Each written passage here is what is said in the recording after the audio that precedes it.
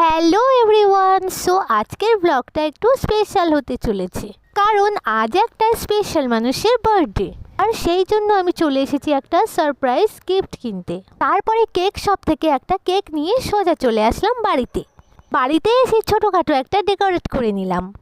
এবার আমাদের birthday boy চলে এসেছে কেক কাটিং করতে। কেক কাটিংয়ের পর আমরা সবাই বার্থডে বয়কে দিলাম নানা রকমের গিফটস, আর সেইগুলোই এখানে এক এক করে আনবক্সিং হচ্ছিল।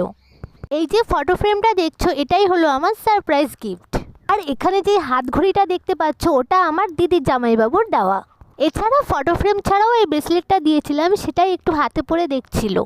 আর জন্মদিন উপলক্ষে নিজের হাতে কিছু ছোট ছোট কার্ডস বানিয়েছিলাম, সেই কার্ডসগুলো এখানে দেখা হচ্ছিল। কেক কাটিং পর্ব আর গিফটস দেওয়ার পর্ব সবই তো শেষ হলো, এবার তো ডিনার করতে হবে।